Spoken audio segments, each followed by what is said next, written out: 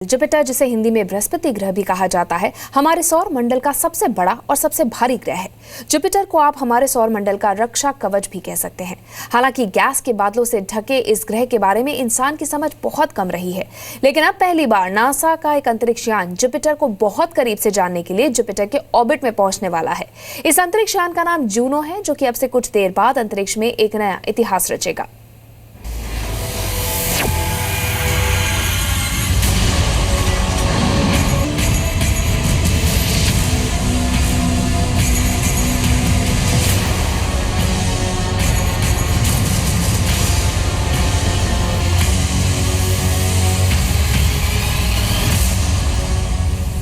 आज दुनिया को गुरु ज्ञान मिलने की ऐतिहासिक शुरुआत हो सकती है।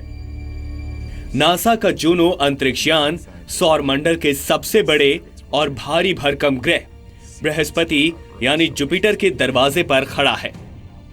सवाल यह है कि क्या गुरु ज्ञान का दरवाजा खोलेंगे? अगर सब कुछ ठीक रहा तो 5 वर्षों के सफर के बाद पहली बार इंसान जुपिटर ग्रह को इतने करीब से देख पाएगा।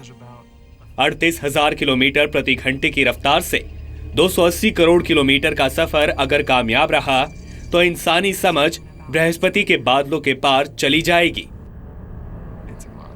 5 अगस्त 2011 को अमेरिका के केप कैनावेरल एयरफोर्स स्टेशन से उड़ान भरने वाला जूनो मंगलवार सुबह भारतीय समय के मुताबिक 9:23 पर जुपिटर की कक्षा में पहुंचने पर रेडियो सिग्नल भेजेगा।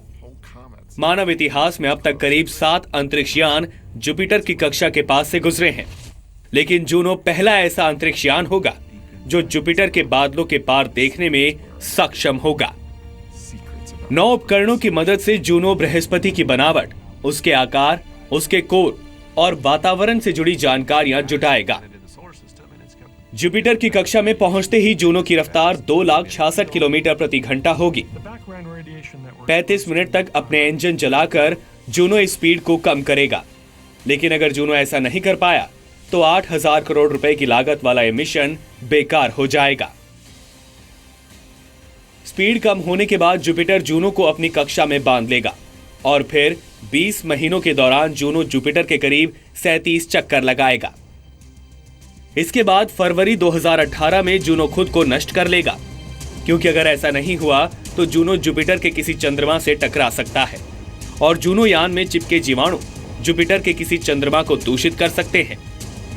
जुपिटर यानी बृहस्पति ग्रह लगातार किसी गुलेल की तरह धूल के कण, चट्टानों के टुकड़े और चार्ज्ड पार्टिकल अंतरिक्ष में छोड़ता रहता है। ये पार्टिकल्स जूनो के उपकरणों को खराब कर सकते हैं। इससे बचने के लिए जूनो एक बख्तरबंद टैंक की तरह बनाया गया है।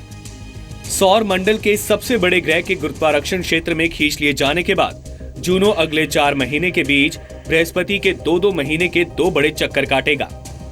इसके बाद वो हर 2 हफ्ते में एक बार बृहस्पति का चक्कर लगाएगा।